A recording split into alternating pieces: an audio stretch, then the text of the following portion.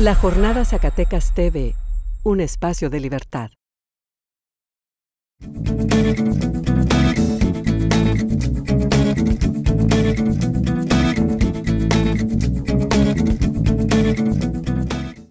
Hola, ¿qué tal? Mi nombre es Carlos Alberto Navarrete, bienvenidos a Centus, un programa dedicado al análisis y debate de los temas más trascendentes del momento. En esta ocasión vamos a hablar sobre el impacto de los fenómenos climatológicos en el estado de Zacatecas. Para eso nos acompaña el doctor Felipe Pineda, bienvenido doctor, profesor del PEIDA y también en la Unidad Académica de Ciencias de la Tierra, con especialidad en geofísica. Bienvenido, doctor. Gracias por la invitación. Muchísimas gracias por asistir. Y también tenemos como invitado especial al maestro Óscar Zul. Él es profesor en ingeniería, en la Facultad de Ingeniería, y tiene especialidad en ingeniería hidráulica. También bienvenido, profesor. Gracias, buenos días. Bueno, nos gustaría empezar este programa, me gustaría empezar hablando del cambio climático. El año pasado estábamos hablando de que, bueno, el sector agropecuario estaba hablando de empezar a recuperarse, estaban empezando a recuperarse después de una sequía que hablaban de la peor sequía en los últimos 70 años. Eso era el año pasado. Este año estamos inundados, literalmente y metafóricamente hablando. Estamos inundados. ¿Qué ha pasado con el clima, doctor Pineda? ¿Ha cambiado de una manera tan drástica? ¿Qué está sucediendo con el clima? Bueno, sí, vamos a precisar como dos puntos de lo que sucede ahora con el clima, porque no siempre es consecuencia de lo que llaman el cambio climático, ¿verdad? El cambio climático atiende más a fenómenos de más escalas globales, y quizás estamos viendo efectos a escalas regionales, locales. Pero esto que ha pasado de la sequía y luego una venida de época más húmeda, también puede atender a otro tipo de fenómenos, ¿no? Las sequías y estos periodos de humedad no necesariamente se contraponen en el tiempo, ¿verdad? O sea, así como este es un claro ejemplo que tenemos una sequía muy extensa, muy extrema de un año, pero por razones del mismo caos de la misma atmósfera se puede presentar un año húmedo. Igual podríamos tener al siguiente año, 2 años, una sequía. Pero esos fenómenos atienden más a lo que le llaman oscilaciones, muchas tienen frecuencias muy definidas, otras que no tienen tanto conocimiento, como por ejemplo el efecto del Niño. Este efecto del Niño es una oscilación. Bueno, voy a tratar de explicar un poco lo que es estos fenómenos, ¿no? El fenómeno del Niño regula mucho de la lluvia y de las sequías, regularmente en el hemisferio norte y en el hemisferio sur, en la zona continental, ¿no? Este fenómeno ha existido tiene registros geológicos de miles de años, millones de años. Que lo que sucede con este fenómeno es que se retrae agua caliente que viene de la región de las costas de Australia. Entonces, la circulación atmosférica lo que causa es que retiene el agua ya en aquella región por efectos de la circulación y la rotación terrestre, ¿no? Cuando esto disminuye, o ese mecanismo que aún no está muy claro, cómo es que se tiene esta circulación a escala global, esta agua se retrae y se orienta a través del Ecuador, llega a las costas de Perú, pero llega a las costas de Perú, entonces choca con una placa continental y esta agua caliente empieza a distribuirse por todas las costas del Pacífico, ¿eh? Cuando es una fase positiva, o sea, la fase más caliente de este fenómeno, sucede mayor cantidad de lluvia, sobre todo en el hemisferio norte, en México, Estados Unidos, pero también tiene su fase negativa, que es cuando lo que hay es un transporte de agua fría. Cuando existe este fenómeno de agua fría es cuando ocasiona la sequía. Pero en realidad este fenómeno no tiene una regla a seguir, o sea, sucede con periodos de 10 años, de 5 años, de 2 años, y bueno, es muy incierto cómo sucede, ¿eh? Es incierto, pero hay, digamos, forma de prever, de pronosticar quizá estos cambios, esta brusquedad, digamos, en los cambios climáticos, pasar de una sequía de la que se habla de 70 años, la peor sequía, a las lluvias, ya lo estaba declarando Enrique Peña Nieto, que son las lluvias que no se habían sentido en el país hasta hace 100 años también. Están hablando de lapsos de tiempo muy, muy largos, ¿no? Entonces, se puede pronosticar, se puede hablar de esta sequía, estas inundaciones o esta cantidad de lluvia que cayó sobre el país y focalizado en ciertas zonas del país. Se puede pronosticar, se puede prever qué podrá pasar en este caso con estos efectos climatológicos. Sí se puede hacer un pronóstico. Estos fenómenos de lo que, bueno, en climatología se le llama de escala sinóptica, o sea, de todo el globo, no son tan rápidos como una tormenta a escala local, ¿verdad? Cuando que llueve ahorita y puedes quizás pronosticar que va a llover mañana o no va a llover. Esos son fenómenos estacionales, entonces ya a partir de enero te das cuenta que va a haber una retracción del agua tibia o el agua caliente en el Pacífico o en el Atlántico, también sucede lo mismo. Y puedes dar te puedes dar una idea de lo que va a pasar a nivel estacional, o sea, a partir de enero puedes hacer ciertos pronósticos para la siguiente época de lluvia. Ahora de esos fenómenos que se pueden considerar como extremos o extraordinarios, es porque nuestra ventana que estamos analizando de 100 años, 70 años, para los tiempos geológicos del clima, pues no es nada, es una ventana muy pequeña. En realidad, estas sequías y estos periodos húmedos también atienden a periodos un poco más largos y tampoco podemos todo relacionarlo con el cambio climático, ¿no? Ya existió alguna megasequía en el siglo XVII, siglo XVI, y también periodos muy húmedos, ¿eh? Entonces tampoco sabemos qué es en realidad lo que está pasando. Justamente en una discusión, una plática que tuve con gente del servicio meteorológico, ellos están discutiendo lo que quizás ahorita el maestro Oscar nos puede explicar un poco más, lo que son los periodos de retorno de este tipo de eventos, ¿no? ¿Qué tan recurrentes son? Y hay una crítica muy fuerte a este análisis de periodos de retorno porque es un análisis, bueno, sí, ahorita quizás Oscar pueda profundizar, pero no asocian la dinámica de los eventos, ¿verdad? Esto que acaba de ocurrir ahorita puede ser consecuencia de estas oscilaciones en el Atlántico y en el Pacífico convergieron justamente este año, pero quizás divergieron el año antepasado, ¿verdad? Entonces, y son eventos oscilatorios que quizás se encontraron en puntos muy precisos. Y después, igual que todas las oscilaciones, puede llegar un momento donde no son armónicas y, bueno, bien, periodos un poco normales, por decirlo así. Maestro Oscar Zul, ahorita aquí el maestro Pineda hablaba del periodo de retorno. Estos fenómenos, estos fenómenos climatológicos, dejándolo así, tienen un tiempo de retorno. No los podemos prever, no podemos pronosticar a ciencia cierta, pero la ciencia, digámoslo así, ha avanzado y aspira a que tengamos mayor control de estos fenómenos. ¿Qué nos puede decir usted, maestro? Bueno, el ciclo hidrológico está asociado a eventos de periodos de retorno. En sí, todas las componentes, lluvia, escurrimiento, principalmente, se utilizan en la ingeniería civil en diseños, en normas o especificaciones que dicen, bueno, voy a diseñar un puente para un periodo de retorno de 25 años. ¿Esto qué quiere decir? Que ese puente, si en 25 años ocurren lluvias frecuentes, al menos se va a presentar un evento en el cual la capacidad de la presa o de la alcantarilla o del puente va a ser rebasado. Ahora, desde el punto de vista ideal, pues, podemos decir, bueno, vamos a proteger a la población construyendo obras de mayor dimensión, diseñar para periodos de retorno de 500 o 1000 años o 2000 años. Esto es, que en periodos muy largos va a ocurrir al menos un evento que va a ser rebasado cada 2000 años, por ejemplo. Pero si consideramos una obra, sería de grandes dimensiones. Desde el punto de vista económico no es factible, ¿no? Entonces tenemos que jugar un poco en la ingeniería con diseñar las obras hidráulicas principalmente para proteger a la población en base a los periodos de retorno. La Comisión Nacional del Agua ya tiene algunas especificaciones que indican cuál debe ser el diseño.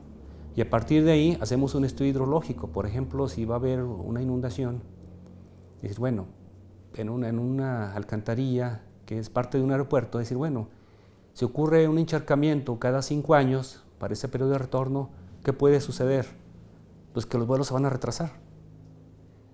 Pero si estamos construyendo una presa aguas arriba de una zona urbana, ¿qué sucedería si ocurre un desastre? Un rompimiento, por ejemplo. Pues perderemos las vidas humanas, no se diga, los bienes expuestos serían dañados completamente. Entonces, en ese caso se diseña para periodos de retorno mayores. Se maneja 1000 años, 10.000 años. Entonces, esa es parte de la ingeniería. Ahora, como no hay certeza desde el punto de vista de la lluvia o del escurrimiento, pues tenemos que jugar con las probabilidades. Y esta es la parte del trabajo de ingeniería que debe ser un poco afinado, ¿no?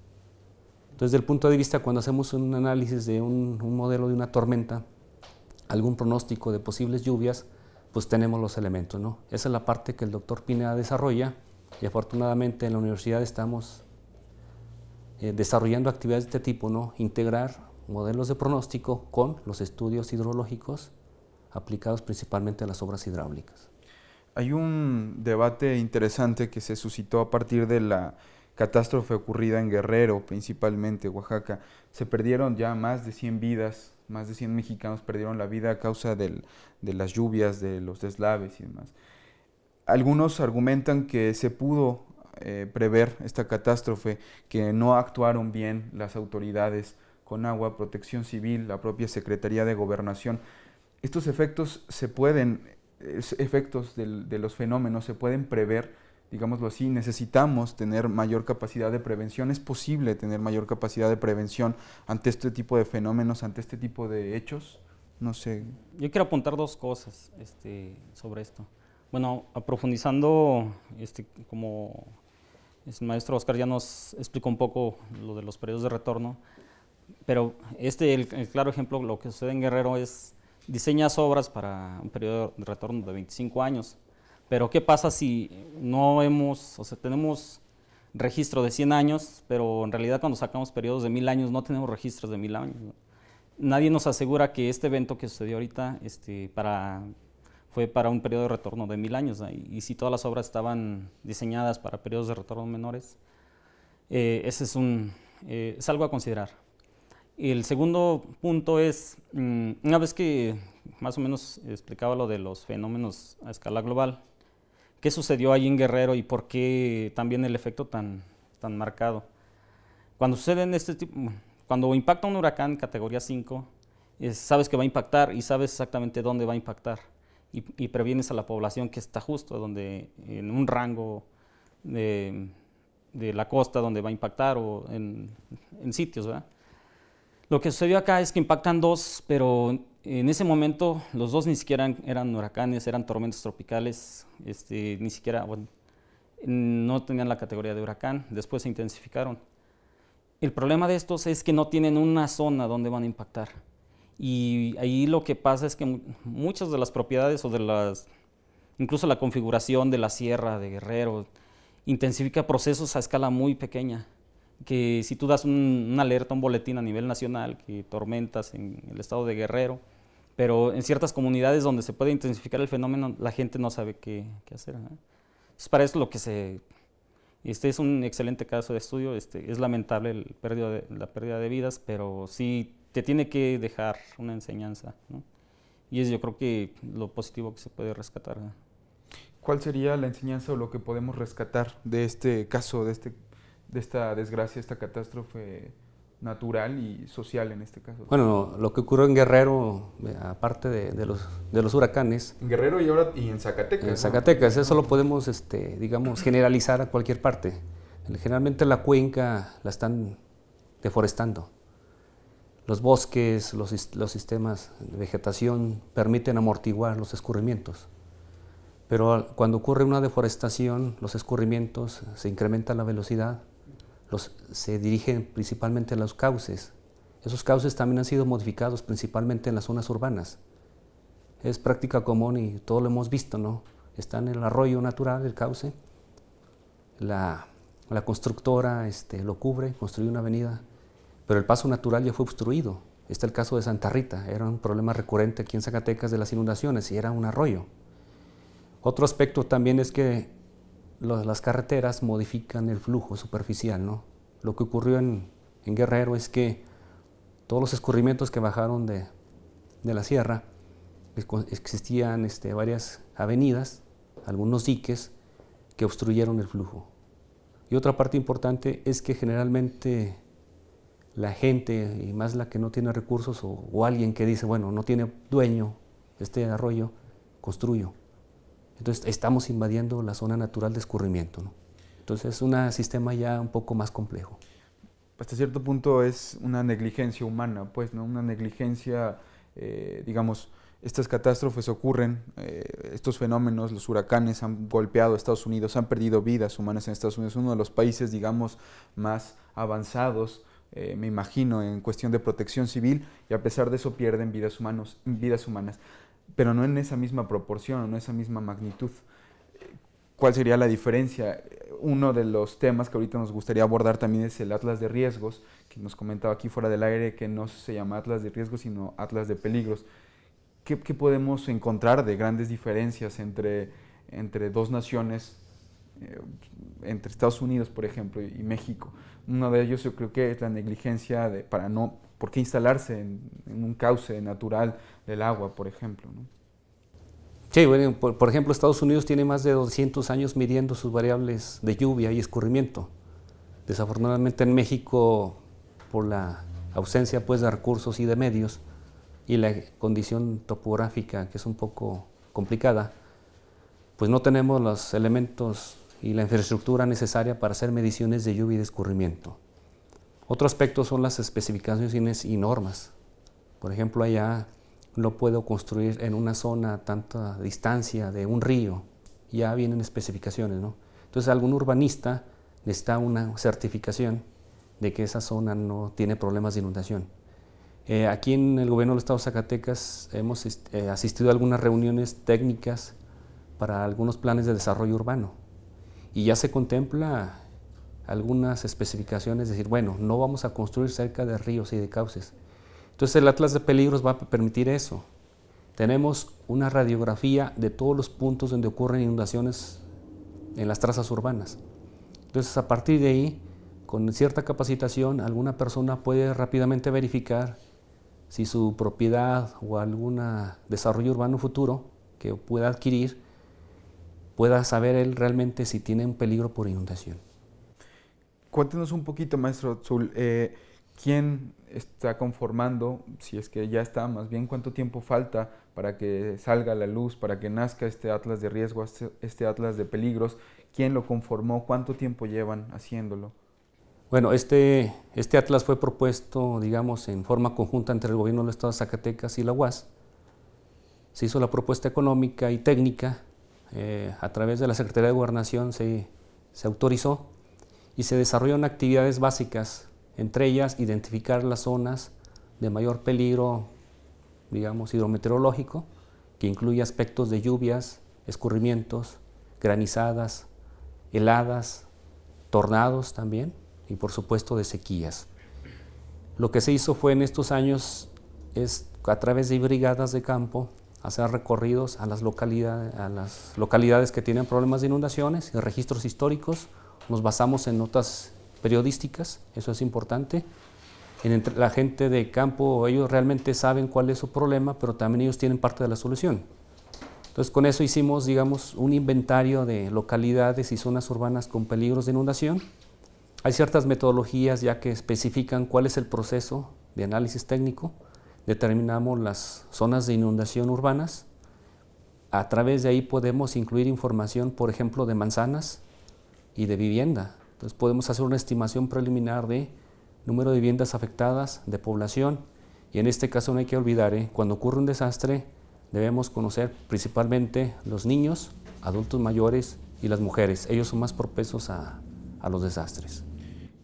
¿Cuándo puede estar listo este Atlas de Riesgos o de Peligros, perdón? ¿Y qué es lo que ya nos comentaba? ¿Para qué nos puede servir? ¿Esto será público? ¿Cuál es la intención, pues, de cuando se publique? ¿Cuánto tiempo falta para publicarse este Atlas de Riesgos? Bueno, este Atlas de Peligro está, digamos, la parte técnica desarrollada. Ya fueron terminados los mapas. Afortunadamente este sistema va a estar en línea, entonces puede ser consultado por cualquier persona. Ahorita lo que estamos es en un proceso de integración de alguna información que sea necesaria para que algún investigador, alguna persona quiera conocer un poco de las bases de datos. tengan un conocimiento preciso de qué información está disponible para que ellos puedan hacer estudios más precisos, ¿no?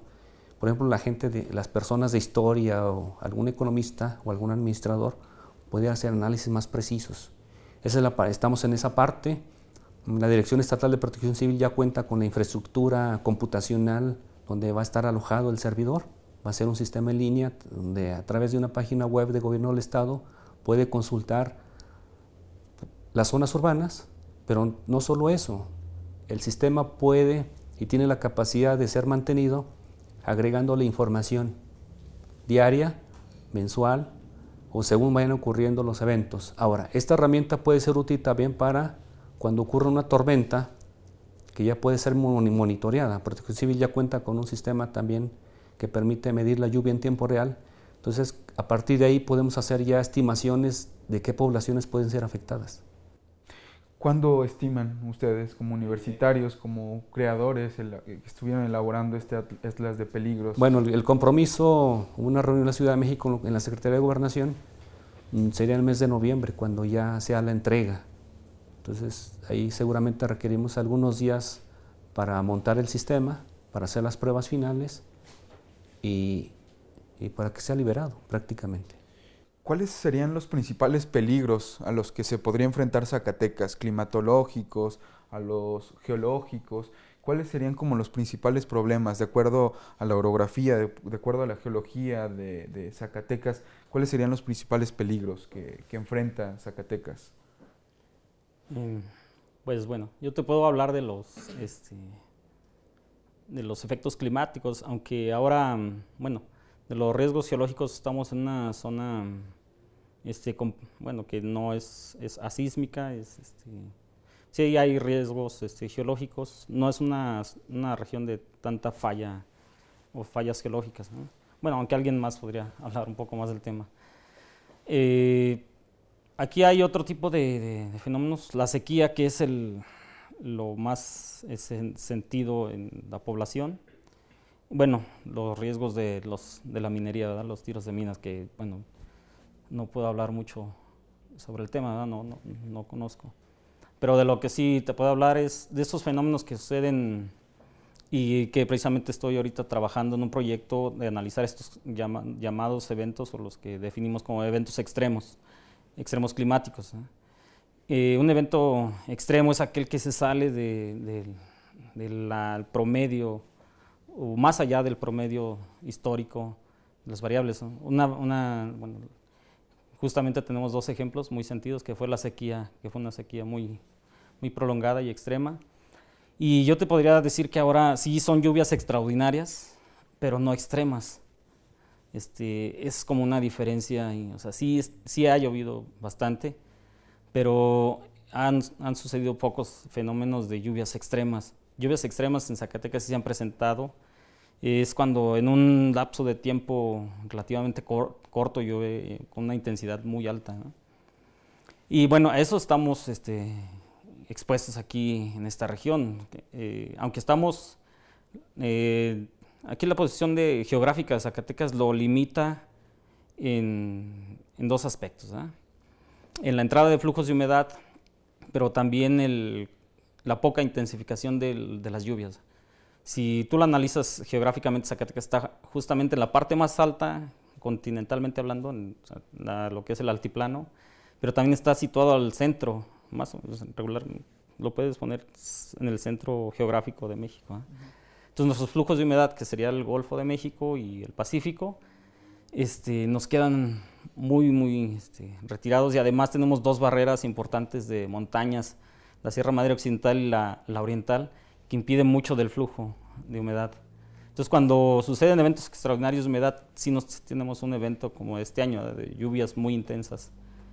Pero para tener un verdadero peligro por estos fenómenos, necesitamos que esos flujos de humedad sean muy intensos y lleguen hasta aquí, que sí ha ocurrido. Nosotros, en la colaboración con el Atlas, ahí lo rescatable es que logramos implementar una nueva metodología donde podemos acoplar modelos de pronóstico atmosférico, de tormentas, de temperaturas extremas, y asociado a modelos hidrológicos e hidráulicos. ¿Esto qué quiere decir? Que nosotros somos capaces de reproducir o hacer una predicción 7 días antes o 5 días antes del evento. Podríamos llegar a dar una alerta del fenómeno, ¿va? Porque ya tenemos muy bien establecido las zonas urbanas, que es parte del trabajo que ya realizaron ellos. Analizaron casi todas las zonas urbanas, o al menos la mayoría, y eso sí es una buena contribución que se hizo al Atlas, ¿eh? Como mejorar las metodologías establecidas por Protección Civil, y bueno, creo que es una gran ventaja. Prevención, ¿no? Total. Prevención, sí. Desde el Atlas de Riesgo, desde su experiencia, pero otra vez insisto con el Atlas de Riesgo, pero en los medios periodísticos siempre se maneja así, pero es de peligros. ¿Qué peligros pues han encontrado en Zacatecas ustedes en la conformación de este Atlas?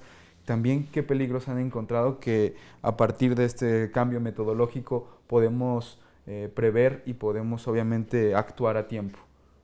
Bueno, en el Atlas de Peligros hemos desarrollado un producto muy importante, ¿no?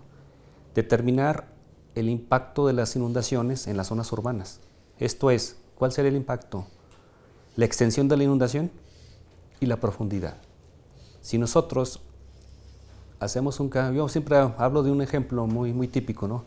Si está lloviendo en el río Juchipila y observamos que no hay viviendas, en esa zona ocurre la inundación y ahí está el peligro latente. Pero si existe una población que se urbaniza en las márgenes de ese río, esa población está expuesta, entonces tiene un riesgo. Entonces, desde el punto de vista del riesgo se maneja aspectos sociales y económicos. ¿Qué tanto van a ser afectados? Entonces, una segunda etapa del Atlas de Peligros es, a partir de los niveles de inundación, por ejemplo, determinar el grado de exposición de las viviendas. Entonces, ahí podemos cuantificar un valor. ¿Cuál sería la población afectada, número de viviendas y los daños económicos? Entonces, el Atlas de Riesgo siempre se ha comentado que es como 10 veces más el trabajo de un Atlas de Peligros, pero ya tenemos un avance, ¿no? Otro aspecto importante es que ya se cuenta con una red de monitoreo de medición a tiempo real de la lluvia. Eso nos puede permitir ya predecir. Entonces, acoplando toda esa información, más los análisis que se puedan desarrollar técnicos, podemos complementarlo con aspectos de bajas temperaturas. Eso es un problema también recurrente de manera anual, ya están iniciando los procesos. Generalmente la población más afectada, vuelvo a repetirlo, son niños, adultos mayores y las mujeres. Pero las condiciones económicas permiten construir viviendas que tengan cierta capacidad de regulación térmica, esto es de proteger el bien y la salud de los habitantes. Entonces, el Atlas de Peligros va a permitir diversificar gran cantidad de estudios y proyectos futuros. Entre ellos el Atlas de Riesgos, la otra sería el equipamiento urbano, otra sería identificar, digamos, en tiempo real cuáles son las cuencas y localidades que van a tener un posible problema de inundación. Eso ya podemos y tenemos los elementos técnicos para desarrollarlo, ¿no? Otro aspecto importante es que debe haber una difusión masiva de estos productos. ¿Para qué? Para que la población lo conozca, identifique sus zonas. Por supuesto, ellos ya lo saben año con año, ¿no? Ellos tienen los problemas latentes ahí siempre, entonces lo conocen, ¿no? Eso, las unidades locales de protección civil van a ser un enlace muy importante para poder transferir esta información, para la capacitación y, por supuesto, estos productos van a estar disponibles ahora para gente que tenga otro tipo de análisis crítico, sociales, económicos, ambientales, y de manera podemos hacer unos estudios más precisos. Zacatecas va a ser la punta de lanza a nivel nacional con el tipo de estudios que se han desarrollado. Estas metodologías, algunas de ellas son recientes, el Centro Nacional de Prevención de Desastres, hemos colaborado con ellos y es el primer atlas de su tipo con esas metodologías que cambian continuamente. Y esto va a permitir en un futuro acceder a más recursos. El gobierno del Estado va a tener, digamos, un pase con el Atlas de Peligros para solicitar recursos para estudios más técnicos, más sociales, ambientales, que puedan tener un mejor beneficio a la población. Bueno, el tiempo se nos agota y me gustaría no cerrar así bruscamente de tajo. ¿Qué conclusiones podemos emitir, extraer de esta charla? Hay fenómenos climáticos, hay fenómenos geológicos y demás que no los tocamos, que digamos es otra especialidad, pero ¿qué podemos concluir de esto? Hay estos fenómenos que son cíclicos, que en algunos casos no se puede prever, no se puede pronosticar del todo. Sin embargo, la ciencia aspira, las ingenierías en general aspiran a poder así ir a aprender de mejor manera estos fenómenos para poder prevenir, ¿no? Y para poder sobrevivir, digámoslo así. Es la esencialidad de la ciencia, la supervivencia. ¿Qué podemos extraer como conclusiones o que nos puedan regalar ahí los últimos comentarios, maestro Pineda y maestro Tzul? No sé si quieren empezar ustedes. Sí, mira, a mí, no como conclusión, es como una reflexión de lo que es Zacatecas o esta región. A mí me fascina porque desde el punto de vista de la circulación atmosférica, podríamos decir que esta región del altiplano es como un laboratorio para estudiar y analizar. Aquí tenemos corrientes de viento muy intensas, fríos intensos, sequías intensas, o sea, que se presentan muchos fenómenos, ¿no? Y aquí, a manera de reflexión, es como que seguir estudiando, o sea, el conocimiento o el mayor conocimiento de nuestro entorno nos va a ayudar un poco más a mitigar este tipo de impactos, ¿no? A medida que vayamos investigando, sacar conclusiones de por qué sucede esto, por qué suceden estos fenómenos, ya se podrá dar un diagnóstico y también alertar a la población, ¿verdad? ¿Qué es lo que va a suceder si viene, o sea, cuáles van a ser las condiciones para una nevada o algo así, ¿no? Y bueno, dejar el tema abierto, ¿verdad? Porque a final de cuentas, México en general todo es un laboratorio para todos los que hacen climatología, ¿verdad? Tenemos 2 océanos que rodean, tenemos una topografía muy, muy compleja, tenemos zonas desérticas, zonas de selva, etcétera, ¿no? Entonces, para los que hacemos este tipo de investigaciones es fascinante. Es un laboratorio, como bien dice, ¿no? Un laboratorio que, bueno, ha dado frutos, me imagino, y que sí se sigue trabajando en él a partir de este atlas de peligros, a partir de esa primer punta de lanza, o la punta de lanza para hacer atlas de riesgo, y ser punta de lanza a nivel ya no solo nacional, Zacatecas, sino incluso como ese laboratorio que nos dota la naturaleza, ser punta de lanza a nivel mundial, podríamos decirlo así, ¿no? Sí, en ese aspecto estoy satisfecho. Zacatecas cuenta con personal, tiene la Universidad Autónoma de Zacatecas, donde sus estudiantes hacen estudios, ellos se han integrado a los atlas también y participan. Vamos a tener un grupo consolidado de investigadores, pero también vamos a estar colaborando con el gobierno, eso es algo importante, ¿no? Ellos ya cuentan con la infraestructura base, entonces podemos hacer una sinergia en la cual podamos participar activamente en la solución de los problemas hidrometeorológicos para el estado de Zacatecas, ¿no? Podemos pensar que esto va a iniciar con actividades técnicas, pero también debemos hacer una difusión masiva, ¿no? La población realmente al final nos indica cuál es su problema, pero ellos también tienen parte de la solución. Entonces tenemos que hacer una colaboración conjunta. Los medios de comunicación son importantes, ¿no? Porque es la manera más rápida de que la población se entere de lo que sucede. Entonces sí les agradezco a ustedes, vamos a dejarlo también abierto, y algo que sí quiero también reconocerle a nuestro estado, pues que también tiene grandes deficiencias desde el punto de vista de la prevención, pero se están realizando acciones, ¿no?, para prevenir. Bueno, pues les agradecemos muchísimo su participación y su asistencia aquí en el programa Centos. Muy probablemente los estaremos buscando en un futuro no muy lejano, esperemos que no para hablar sobre desastres naturales, sino para ahondar un poco más en este tema que es largo, complejo y podremos irnos tendidos, pero entonces les agradecemos muchísimo la participación y bueno, también estaremos ahí al pendientes con el Atlas de Peligros y estar ahí buscándolos, que en mes de noviembre más o menos ya podría estar, ahora dependerá de las instancias gubernamentales. Pero bueno, les agradecemos muchísimo y pues bueno, nos despedimos y hasta la próxima emisión. Hasta luego.